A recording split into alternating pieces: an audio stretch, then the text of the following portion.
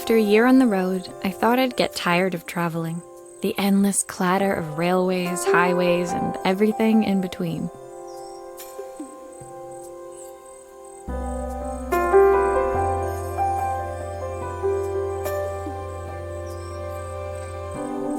But as my train pulled into the station at Bellariva, I felt every bit as excited as the first day of my journey. A whole year. It felt like a lifetime. The places I'd seen, the people I'd met, of course, the forgotten treasures I'd given a new lease of life along the way.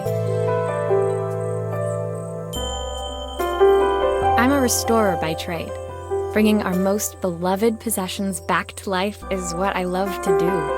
I'd been traveling for months, working my way from one town to the next, fixing everything from family heirlooms to VCRs. Bellariva was my chance to take a break. Unfortunately, that would have to wait until after I'd unpacked.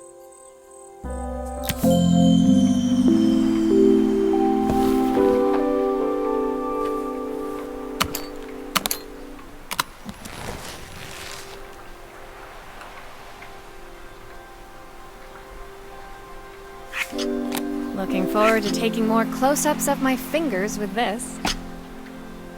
The tools of my trade. No hope of restoring things without these. My parents took this after I made my first repair. Seems like a lifetime ago. I'll hand these out once I'm settled in. Fingers crossed they get me some work.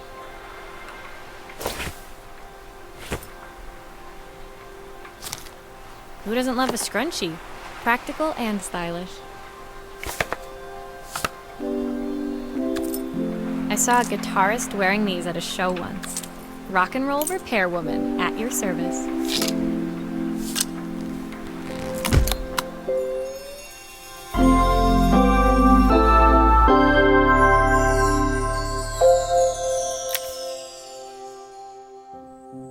Finally, I'd made it to Bellariva.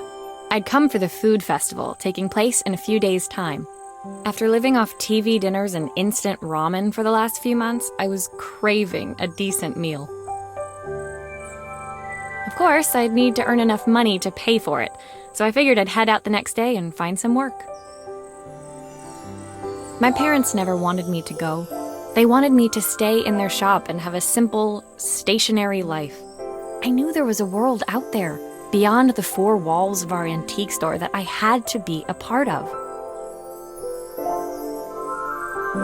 I daydreamed constantly about the weird and wonderful places each of our antiques came from. I loved figuring out their stories, revealing the memories hidden beneath the screws and wires. My story in Bellariva began with a little girl, and a voice she was longing to hear.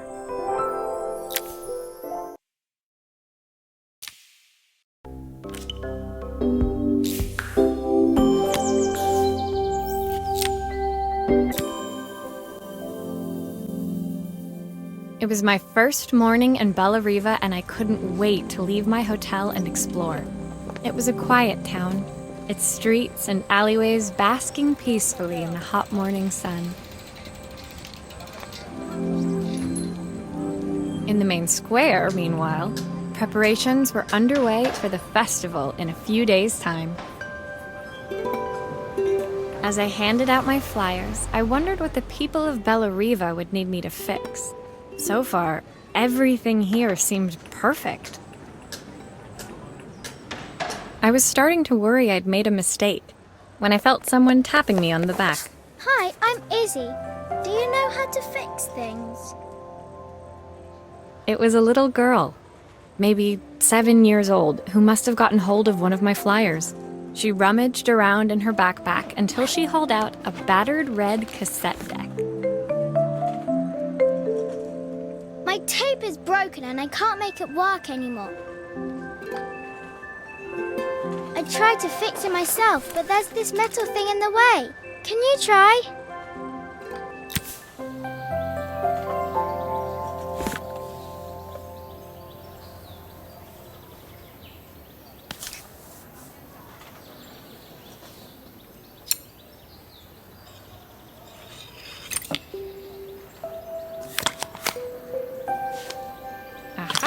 Those batteries look like they need replacing. Luckily, I have some spares.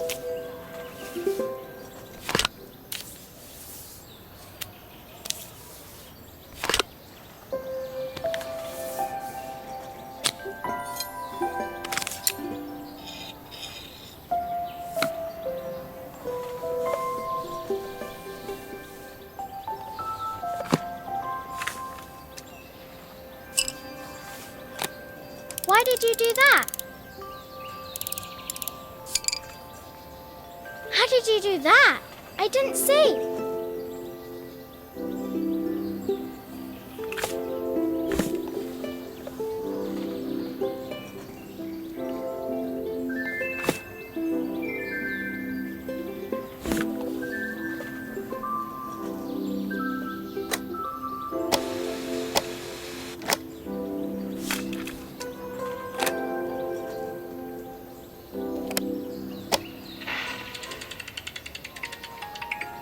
Will you dream a dream for me? If I sit by your side and hold you so tight, know that. When it finished, Izzy picked up the tape deck and tucked it carefully into her backpack. Thanks, Maria. You're the best person at fixing things ever. No problem. Who was that singing? They're very good. It's my mum. She's not here anymore. Izzy trailed off. It was the kind of silence a cassette tape would never be enough to fill. When Izzy's friends called for her, she dug deep into her pockets, looking for something to pay me with. Eventually, she produced a grand total of a stick of gum, 3 mismatched buttons, and a yo-yo. I usually preferred a check, but Izzy looked so serious, I wrote out a full receipt. She seemed like a happy kid, but beneath it all, part of her life had been shattered. Part I wouldn't be able to fix.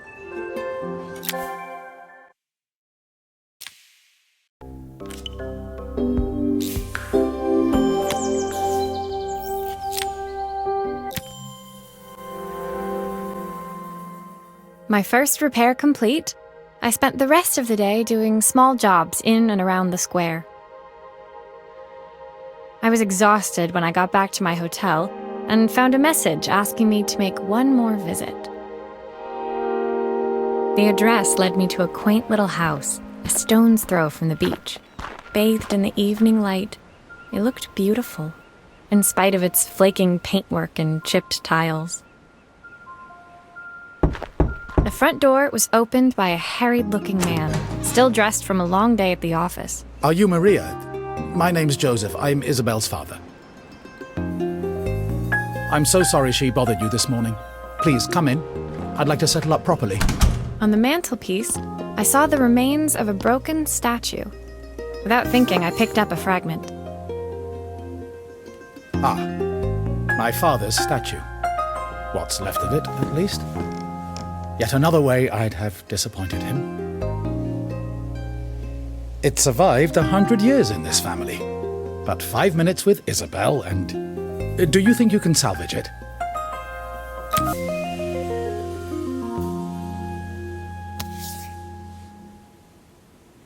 Will you be able to see the glue afterwards? I don't want people seeing the cracks.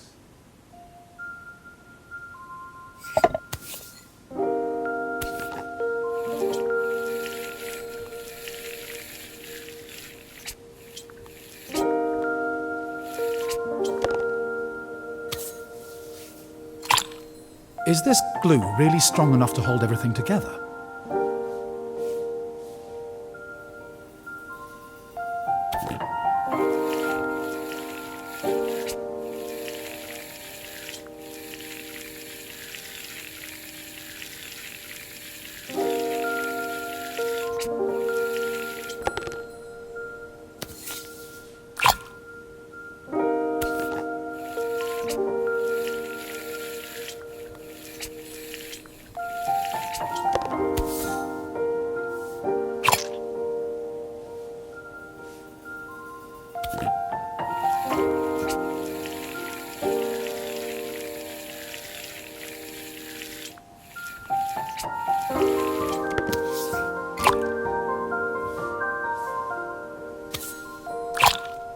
Sometimes I think my daughter should come with a warning label.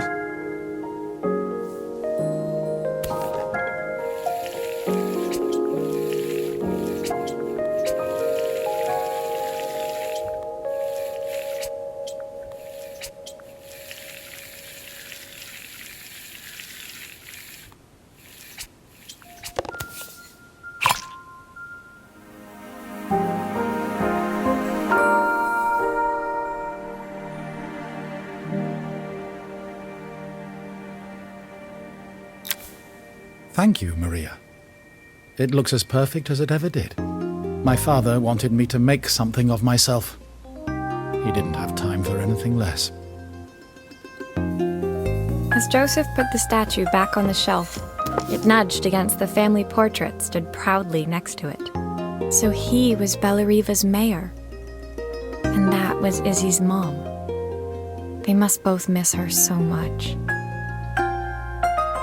Sorry, I'm a little tired. I've been working late getting things sorted for the festival. There's only a few days to go. Looks like I'll be working late. Again? When I told my parents I wanted to leave, they always found an excuse to be busy, to avoid talking about it. I guess keeping themselves occupied was their way of pretending it wasn't happening. Joseph's work must have been taking up so much of his time. But maybe that was what he wanted. I just hoped he was finding enough time for Izzy, too.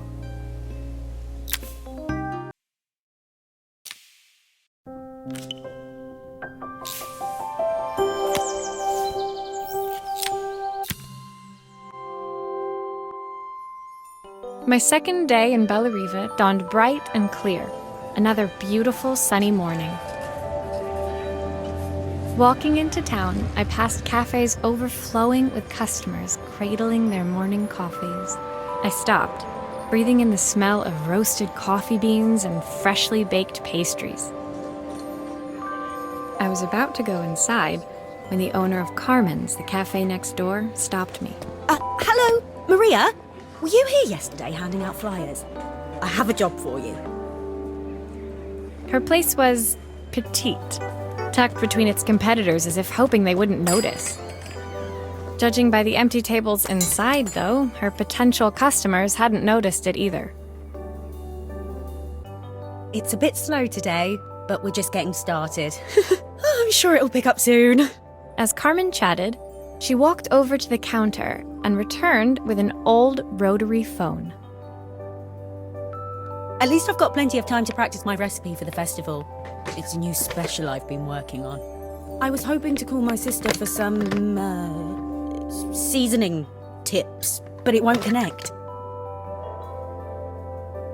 Can you see if you can figure out what's wrong?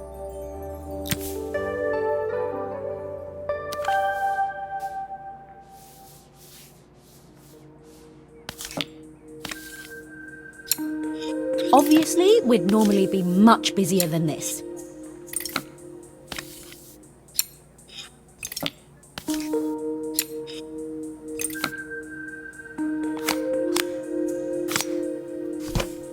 You can fix it, can't you? I can't afford to replace it.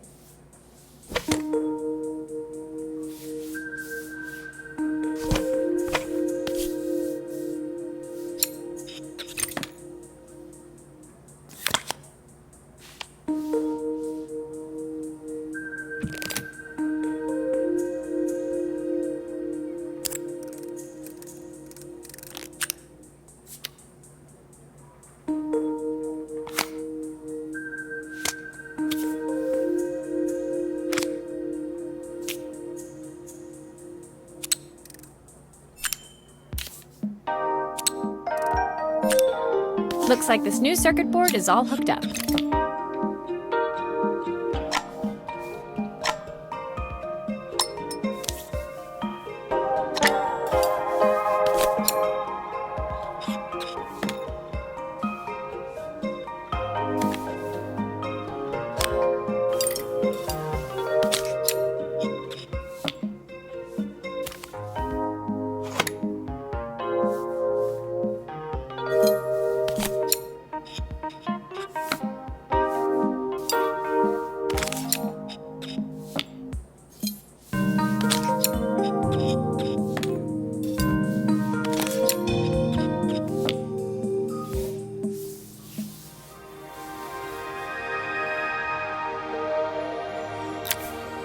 When I handed the phone back to Carmen, she seemed almost reluctant to take it from me. So it's all working now, is it? I don't have to leave it to dry or let it cool down? Nope, it's ready to go. It'll be ringing off the hook in no time. That's if I can pay my phone bill, anyway. And the rent, and the suppliers. Anyway, take a seat and I'll be right with you. Your coffee's on the house. I sat at one of the empty tables, while at the counter, Carmen had started dialing the phone. Hello? How's my favourite sister doing today? As she talked, Carmen became more and more tense. This didn't seem like a call for some cooking advice. I know I still owe you from last time, but I can't afford to take part in the festival if I don't pay. I could almost feel the eye roll at the other end of the line. You don't need to be here, though. Can't you just put the check in the post?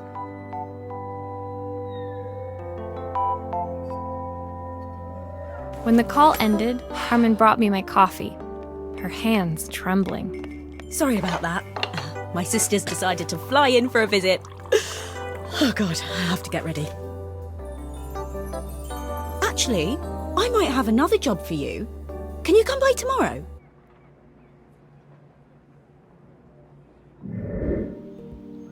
I was about to set out when I received an unexpected call from my hotel's reception desk. Apparently, another guest had asked for me by name. Curious, I took the creaking elevator up to the top floor and made my way to the room number they'd given. I knocked. Are you here about the camera? It's about time. The woman in front of me was immaculate. Not a hair out of place or a crease to be seen. My sister tells me you know how to fix things. I'd usually go to an expert, of course, but in this town... So this was Carmen's sister? The two of them couldn't have been more different. Inside her room, I saw a beautiful reflex camera, any professional photographer's dream. The viewfinder is completely dark. I can't see anything through it at all. I assume you can figure out what's wrong.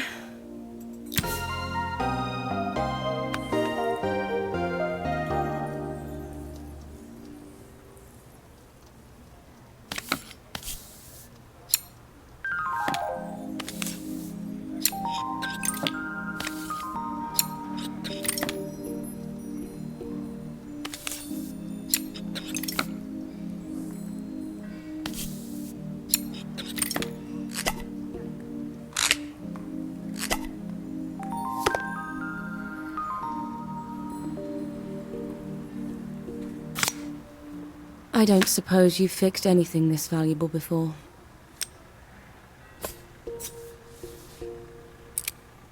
If I used the screwdriver, I could adjust the angle of the mirror.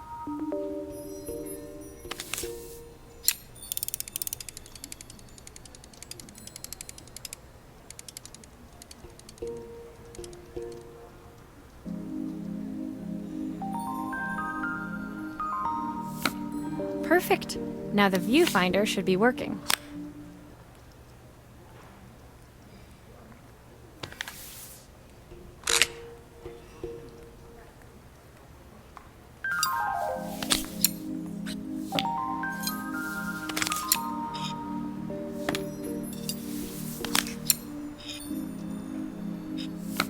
Looks like something is still missing.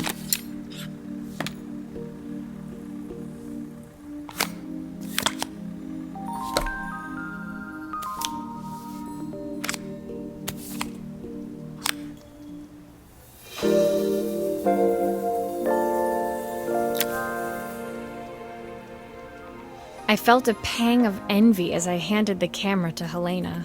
I put my disposable to shame. I picked it up on my first trip to Paris. It's a 1958 limited edition, the first of its kind. It cost me 3 months' salary, but it was worth it. I had no idea what 3 months' salary meant to Helena, but I was pretty sure it was more than I could afford. It was strange, really, that we were even staying in the same hotel. I'd picked this place because it was cheap and cheerful, but surely she could afford somewhere better? She took some test shots, fiddling with the camera settings until she was absolutely satisfied. This work is immaculate. At least there's one person in this town who knows what they're doing. Sending you to me might be the first thing Carmen's actually gotten right. I wondered why Helena had bothered coming if she thought so little of her sister. I hear nothing from her for weeks, and then when she finally does call me, all she wants is money. If she thinks I'm lending her another penny, she'll have to convince me it's not a total waste of time. That didn't sound good. If Hurricane Helena was about to hit, I hoped Carmen was ready.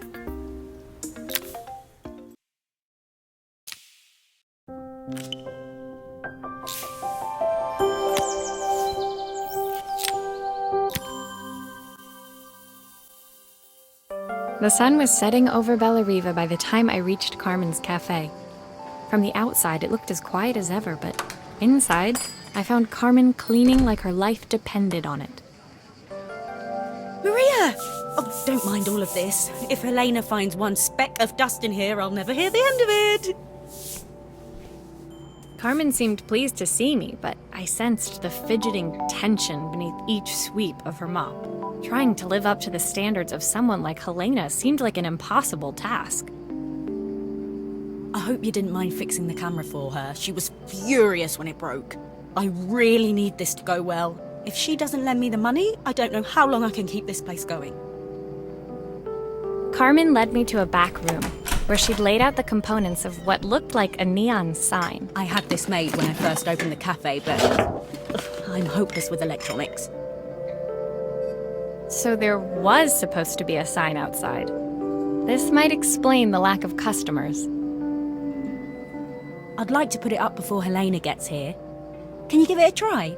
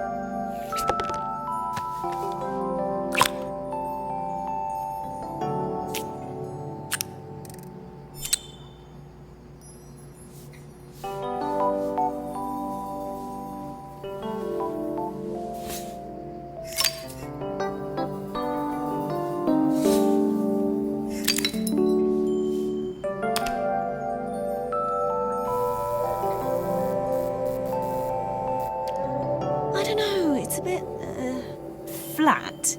Maybe if it flashes, it'll really catch people's eye. Great idea! I think I have a spare part that could do that.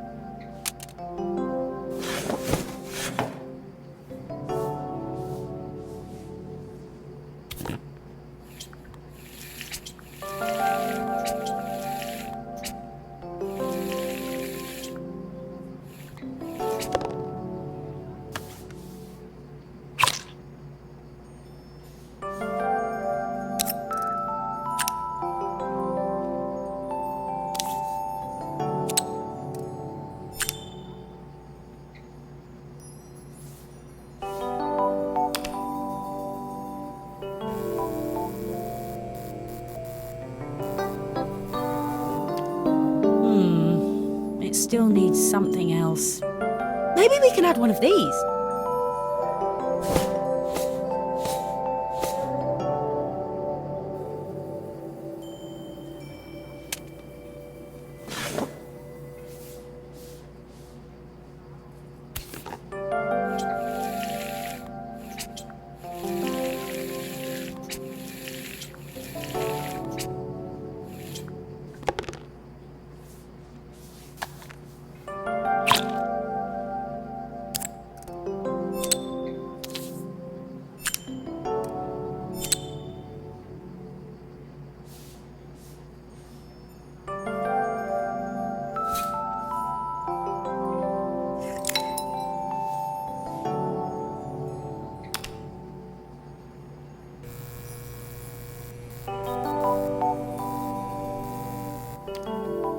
Relax. I'll screw everything together again and you'll be set.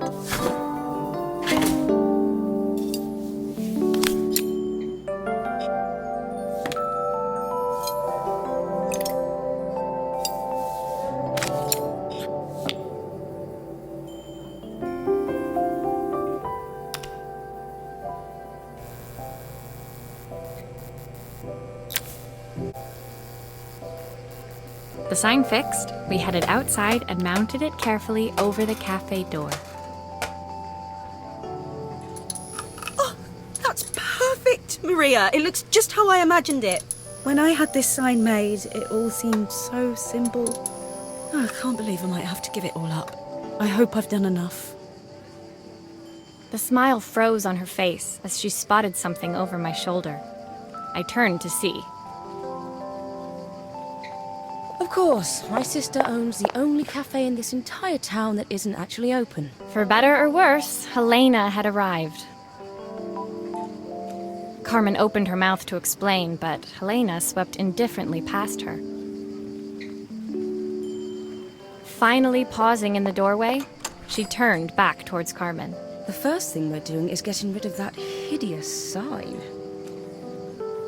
And with that, she disappeared inside. I hoped Carmen's chances of saving the cafe hadn't disappeared with her.